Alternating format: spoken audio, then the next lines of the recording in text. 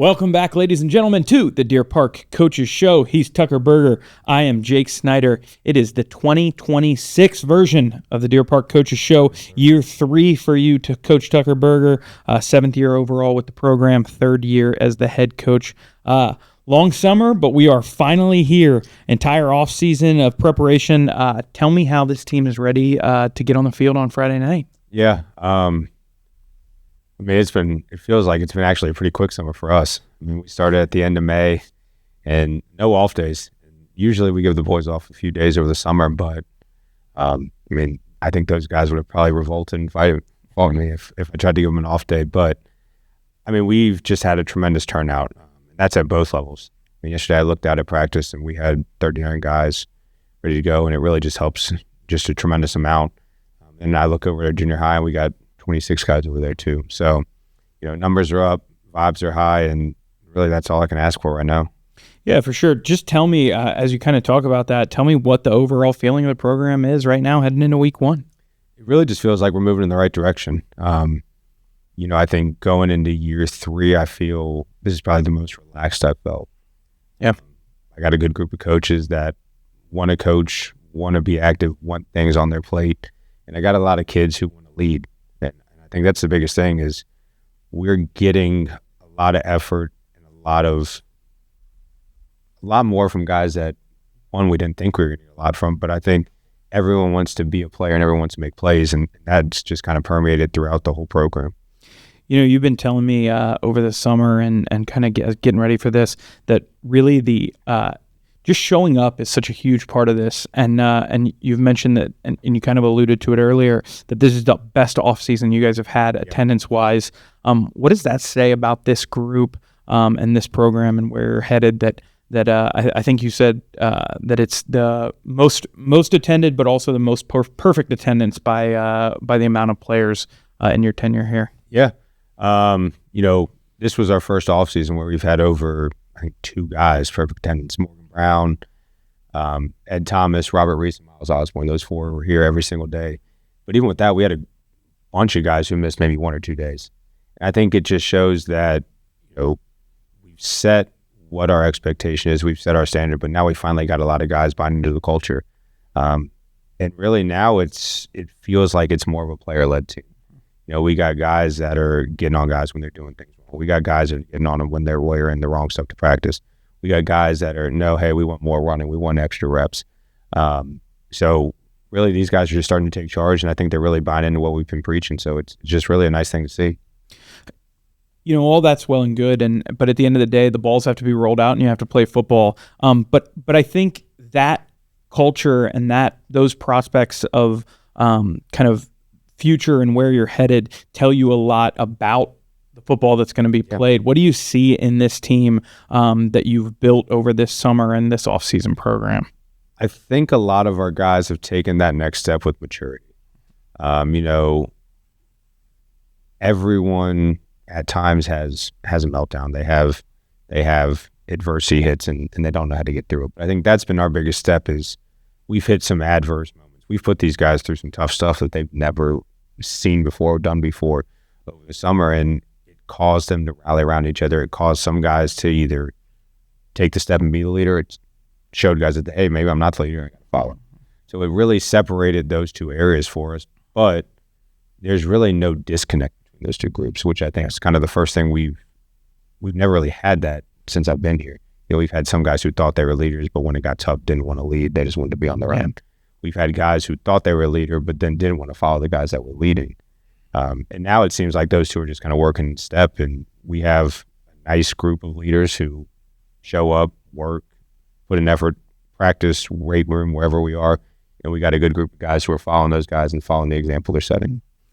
All right, let's talk about some of those guys because we've got a core offensively that almost all of your production is back for the most part here. Obviously, the loss of EJ Gorey is going to be, that's going to matter for sure. Yeah.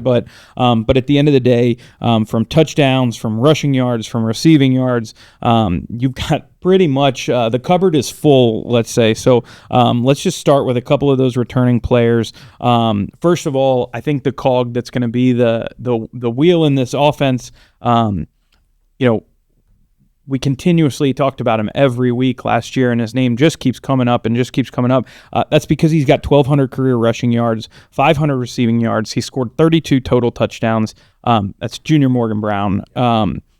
This kid has built a career over 2 years. He's still got him for 2 more, by the way. But what kind of weight and expectations do you have for Morgan this year?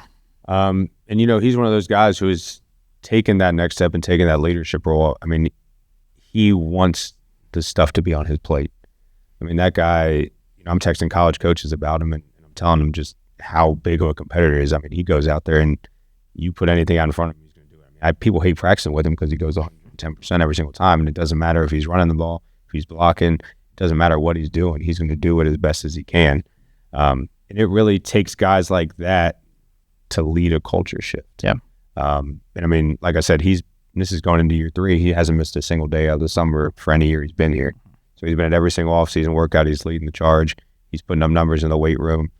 He's helping guys out when he's not in. He's pulling some of these freshmen aside and getting their minds right so they have a chance to play. And I mean, really, he's our guy. It's not a secret.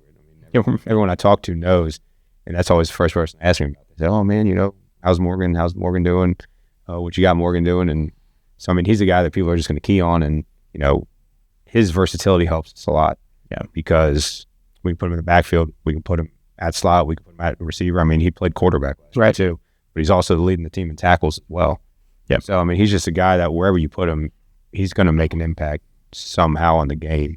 And I think that's the biggest thing is just we have to be able to put him in spots to succeed, because if he has an ability, if he has a chance to succeed, he's going to get the job done for us. All right, another guy that you're going to put a lot of pressure on throughout this year, one of your seniors, Tink Sellers. He also has a ton of experience, 900 career rushing yards, 26 passing touchdowns. He's got 13 rushing touchdowns. Really, he's going to be in control of your offense most of this year. How valuable is that to have him returning for you, and what do you expect from him this year? Yeah, I know those two would kill me if I said it was a Batman and Robin situation. So we'll just who's which? Hey, no, it's Batman and Batman. You're trying to give me some trouble when I go out to practice. But I think the thing that sticks out about Tink is that they came out with all those records and everything, and he's almost leading in every single passing statistical record. And I mean, if he plays as well as he's played, he's going to break the school record for passing yards in a career. So I think at that point, he's going to either have a share or break every single record, which is crazy because this was a guy freshman year who didn't play any quarterback, played wide receiver, played DB. And then you move into the system that we're running, and he really just took it and ran with it. I mean, and from a team who was under center, running flex prone, running option, to transitioning to a passing game that might not be fully developed to what it is now that we have in. And he's just succeeding as much as he can. I think that's a big thing. But he's gotten so much smarter with how to read the option, how to progress through his reads on throws he makes sometimes for practice. I mean, there's sometimes we put him in spots, and I just want to see if he can do it. He throws the ball from hash to numbers, which is almost a 50-yard throw, and he throws on a line. And I mean, you're not seeing many high school quarterbacks do that. I mean, he's another guy who's, I think, really jumped in maturity. Yeah. He's a guy who used to get down on himself really quickly, used to get down on his teammates quickly, but now he's the one that's picking people up, and he's bringing us through some of those adverse situations. So, I mean, I can't say enough about Tink and really just the career he's had up until this year and going into his senior year. I mean, he's really shouldering a lot of that load, and we're going to put a lot on him because he can do it. There's a few other guys I think that you're going to expect to jump up from this year, and not because they didn't have a great year last year, but just the production. You're going to want to see more from these couple of guys. Senior Caden Lewis comes back after 215 yards receiving last year, and junior CJ Warner, he had 246, a few touchdowns between the two of them. Obviously, Caden's going to kick for you as well, but those two guys, specifically on the offensive side of the ball, what are you going to expect from them in taking that leap forward this year? Yeah, I mean, those are just guys that are going to have to be the ones that make plays when they try to stop Tink or they try to stop Morgan. And the good thing for us is we're fully confident in those guys being able to make plays. Yeah. I mean, people don't realize how big Caden is. Caden's 6'3", and I think he just weighed in about 235. Yeah. So I mean, he's a load to bring down, and people don't realize that till you look on the film and he's got 4 or 5 guys jumping on his back trying to pull him down. And the thing is, he's got really good hands. He's really worked on the speed. He's worked on his blocking. So Caden's done the things he needs to be a really good player for us and a really good player in the league. But also, he's going to be one of those guys that takes a jump and plays at the next level. Yeah. And that's something I think that's driven him a lot. Really, being only his second year that he's played, it's kind of incredible what he's doing. Yeah. So I can't say enough about Caden just because he's another one of those guys that falls in that bucket of just being a really good leader, and he's one of our guys that brings us through when we need someone too. Those two guys specifically jump out to me. You kind of mentioned Caden because of just like sheer physical prowess that they bring when they step off the bus kind of thing. Both of those guys, when you stand next to them, are just huge grown men is the word the word you use. But give me a couple. That's the thing with like CJ, I think he's been overshadowed at times, but he's a guy that's we've scrimmaged twice already, and he's probably scored 5 or 6 touchdowns through the air. So he's a guy that we trust a lot. We put a lot on his plate, and he's also on our defense making calls and doing things like that. So he's just another one in that junior class bucket that we are really excited is here, and also really excited to have for another year. Yeah. All right, give me a couple of guys that we haven't talked about so far that are returners to this team that you're going to either expect to take a leap, or guys maybe that didn't play as much last year or the year before. Some faces that have been around, but we're going to know this year. Yeah. Well, first, Titus Sayers. He's that other guy in the offense that I think gets overshadowed a lot. The dude can fly, and people don't realize how fast he is until he gets out in that open space. But he can fly. We trust him. We give him jets. We throw him the ball. We put him in pitch phase. So really excited to see what Titus has in store. He's a guy that's also there, and he's really committed, and he's bought in. He's one of those guys in that junior bucket too, who wants to be here, wants to succeed, and he puts a lot of pressure on himself. And sometimes he gets down on himself, but he's one guy that they're picking up, they're pulling with him, and Titus is going to make a lot of plays for us. Yeah. All right, there's a couple of guys also that we're going to get to know this year, I think, that haven't been on your roster before. The first one is a name people might know, and he's a senior this year. That's Nemo Triggs. He's going to kind of anchor both your offensive and defensive lines a little bit this year. Tell us a little bit about Nemo. Oh, man, getting Nemo back was a blessing. You don't see that size and athleticism walk through the door too often. But he's been one who, it wasn't even his play that set him apart first. He came in with the mindset that, hey, I'm just going to grind and take over, and he really brought people with him in the weight room. And that's where it started, was over the winter when we were doing our offseason workouts, and he's in there every day bringing guys with him. Yep. And just really putting in the effort. Then you transition out to the field, and no one can block him. You wouldn't expect him to be as athletic as he is when you see him. He's a guy who I think could go out there, and he could probably on the track team if he wanted to, because he can move. He's got really quick feet. He's got really good hands. He's strong, and we just really lean on Nemo to really control those trenches for us. The other guy that we're going to talk about is another new face, but he's also a senior as well, and that's Braylon Dennis. He's going to play a little bit of wide receiver, defensive back for you. What stood out about this new guy for you so far? Really, it's been his work ethic. If it's not before practice, he's getting work after practice. He does everything he can to get extra work and get extra reps. Yeah. He's doing drills before practice. Then he goes to practice. Then he's, hey, can I get in a lift in? Can I get a lift in after practice? Hey, can I borrow the balls? Can I go out, use cones? Can I do this? Can I do that? And he's just a guy who won't stop to reach his goal. He's got an offer to Thomas More, but he wants more. Right? He wants to keep going and keep going. And he's a really good kid. And the kids know him. I think he went to Deer Park through 6th grade. Some of the seniors knew him. I've never met him. When he walked in, I'm like, hey, who's this guy? 6'1", 190 walking in here. I hear he can return the ball. And he's just been so much more than that. He's been a guy that they've been able to rally around, that's brought some of those guys out to do extra work with him. I think he's been really a big part of our big league that we're going to make.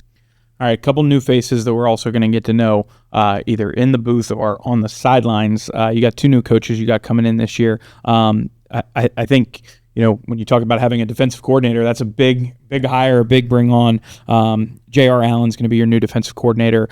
What special sticks out to you about him and what he's brought to this defense so far? He's been a really big piece in changing our mindset. He's, first day he came in, hey, I want to take over the weight room. All right, cool. I mean, he's got these kids in there moving. No one's standing around, no one's waiting, everyone's doing something. I think that's been a big thing is he's helped change that culture, and he's really helped me out. He's been at some big programs. I mean, he's been at Taft, he's been at Coleraine back in the day. So he's been around winning, so he knows what it takes. And he's brought that here, and he's kind of instilled that. Defensively, I mean, he's kind of reshaped what we're doing. He's changed up our look, changed up our scheme, but he's also kind of changed up the way these boys practice. I mean, we're flowing with a really good tempo right now to where there's no downtime either. We're from station to station to station, and I can't say enough about him because I'm just extremely happy he walked in the door and we got him.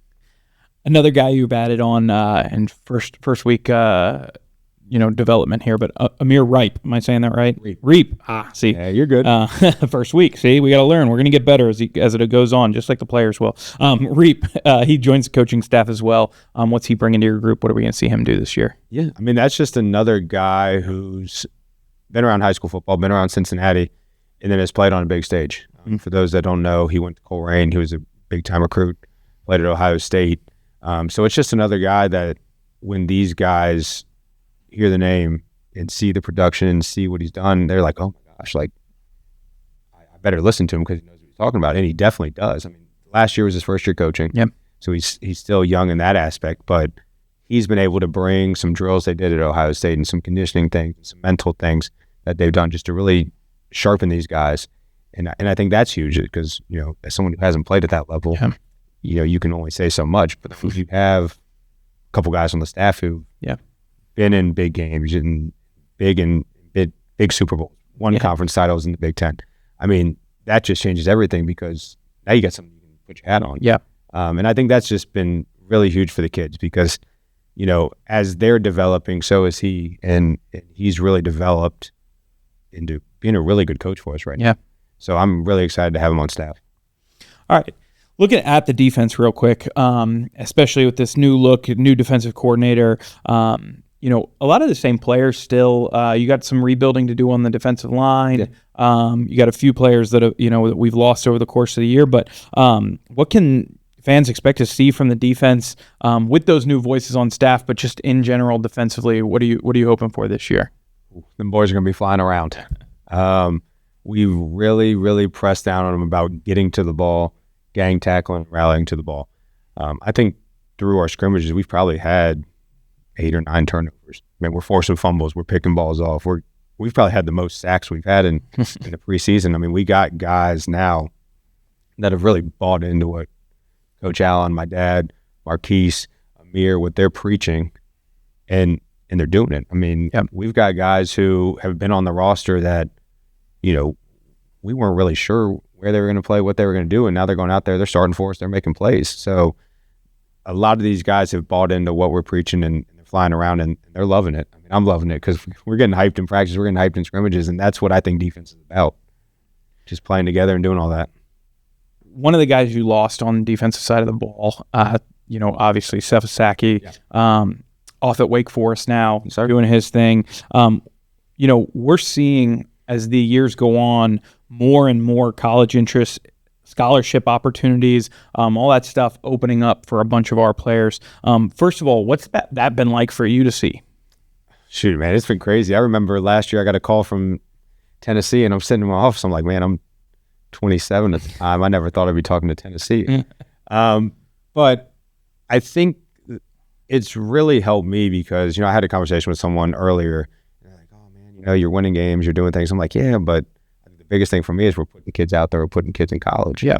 I mean, from that past class, you got Sefa, you got Corey, and Taj ended up going too and playing. Yeah. So, I mean, we put 3 guys out from that class, and the year before, Justin went and played. So I think what it shows is that if these kids want to play college football, one, it shows you, hey, these are what the guys that are going did when they were here, so you got to work. But also it shows that there's a place for everybody. And I tell them, I said, hey, if you want to play, I can find a place for you. Mm-hmm. But, it's not just going to be, hey, I'm going to show up, I'm going to do this and that. Like, you got to put in the work. So I think it just kind of helps bolster what we're saying to the kids about working hard, showing up, doing well in school. I mean, that's been a big thing is the guys that have gone on, their grades have been great. I mean, Sefa was a 4.0. Corey's right below a 4.0. So it's easy to put those guys places because guys know that, hey, they're going to make it. They're going to be here 4 years. They're going to get the job done. So it also gives me a little bit to lean on because now I can say, hey, like, yeah, Sefa came here, played 10 games. Now he's at Wake Forest. Corey came back, balled out. He's at center, right? Taj came here, played 2 years. Boom, he's playing somewhere. So it kind of gives us a little bit to lean on, too, about, hey, if you do what we're coaching you to do, you do what we're asking you to do, you can continue your career. Yeah. All right, let's turn to Friday night. We finally get to play football against another team in a game that means something. Norwood, Friday night here at Harry Yeaggy Family Stadium. What stands out when you watch the film on this Norwood team? They're going to be well coached. They got a new coach this year, Coach Tatum. He was at Finneytown a couple years ago. He was at Moeller these past few years, and then he also was at West High early on. So he's been around, but everywhere he's been has really built up a culture and it's been strong. So I know that those guys are going to come out. They're going to play hard. They're going to play all 4 quarters, and we're going to be in for a ball game. Yeah, one of the things that is so interesting about week 1 is really just the unknowns. You don't know who's coming in from the other team. Obviously, you don't know what new players are going to be in for them, what it's going to look like. How does your preparation change week 1 versus maybe down the road when you have some more substantial film on guys?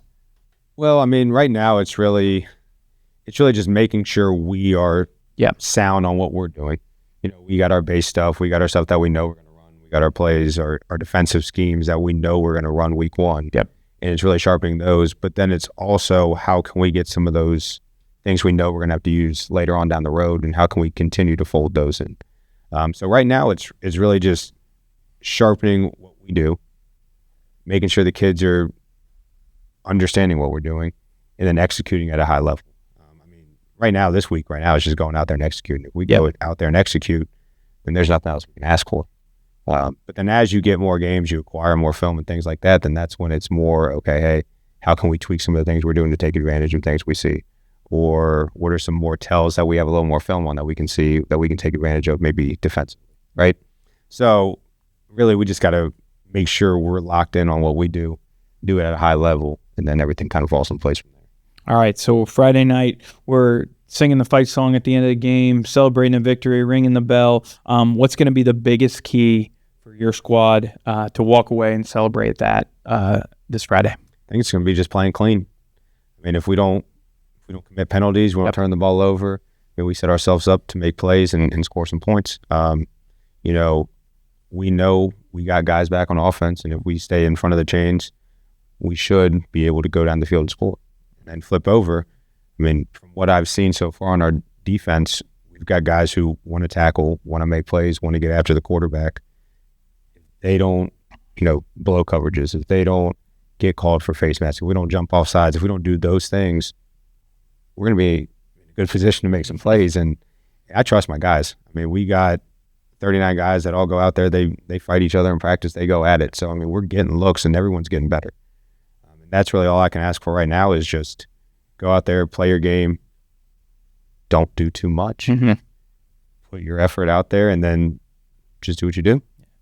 All right, a couple things happening on Friday night that are non-game related, but I think play a part in all of this. Friday night's Veterans and First Responders Night.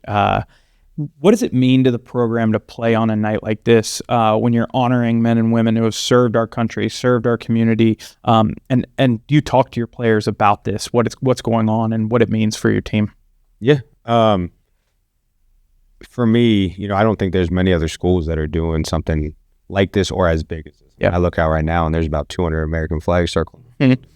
And they're setting up because, I talked to Greg earlier today, and he's expecting a really large group of first responders. Yeah.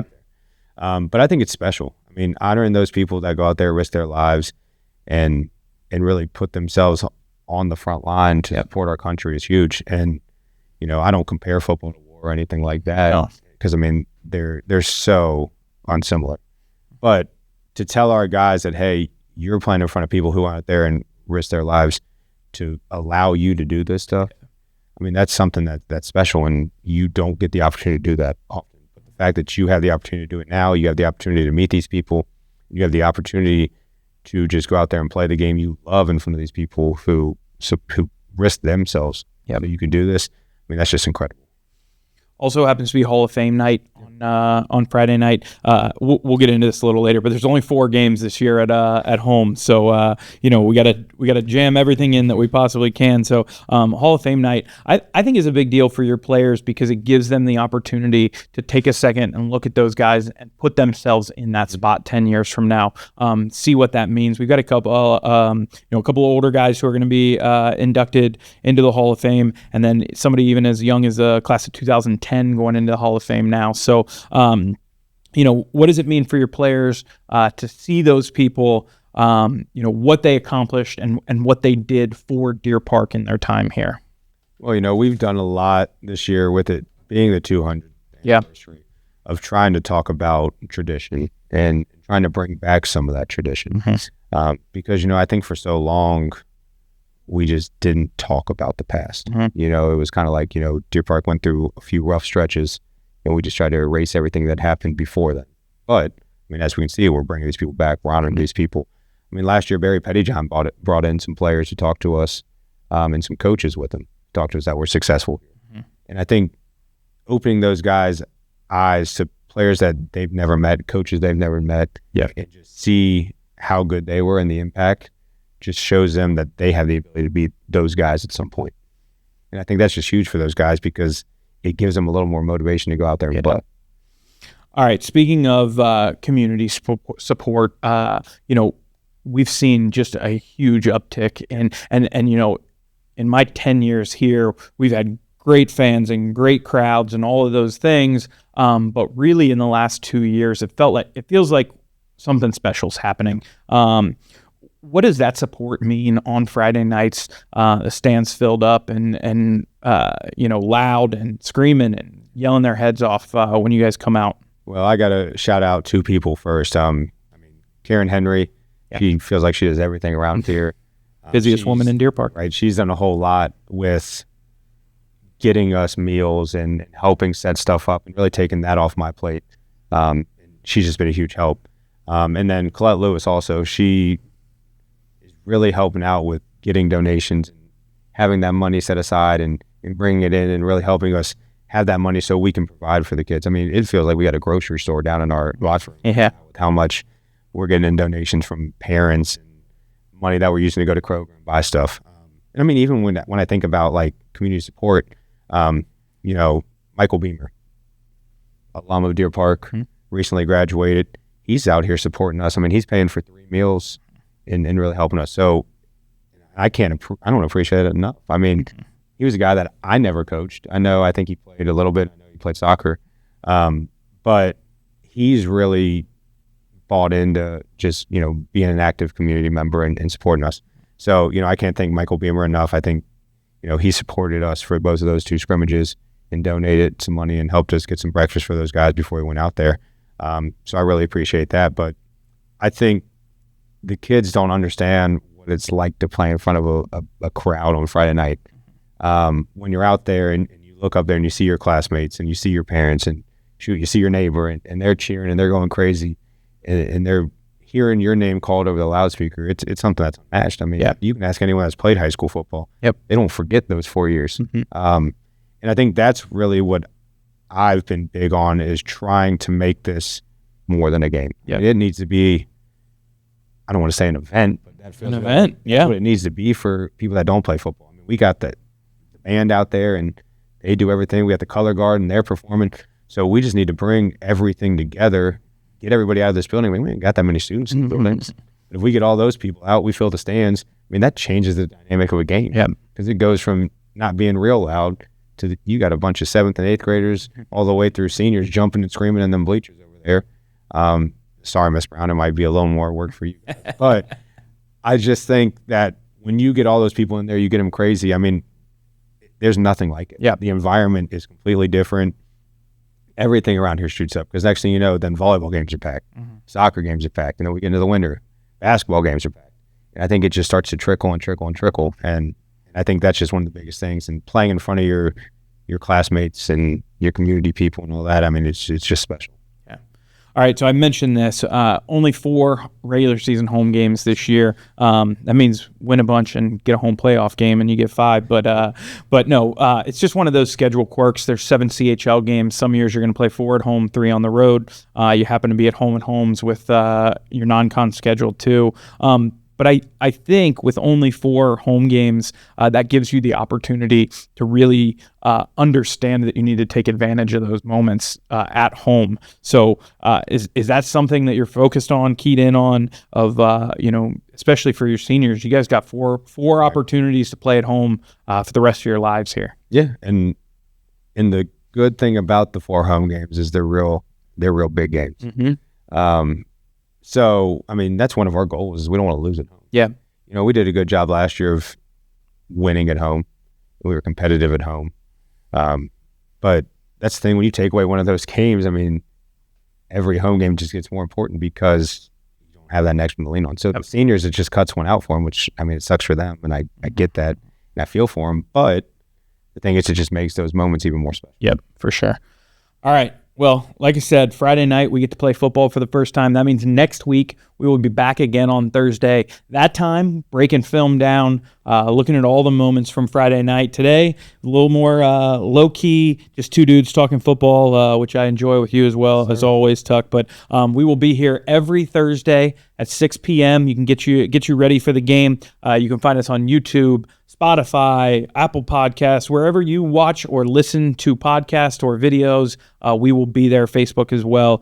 Make sure you follow us. Make sure you like. Make sure you subscribe. Make sure you comment. All of those things get this to more eyeballs, more people seeing us, and more people talking about Deer Park schools. So Friday night, 7 o'clock at 6:30 on Friday, we'll bring the veterans out and recognize them. So get here early. Be loud. Tuck, we want to hear that bell ringing a whole bunch on Friday night. Let's get after it. All right, that's going to do it for this week's edition of the Deer Park's Coaches Show. He's Tucker Berger. I'm Jake Snyder, and we will see you all on Friday night.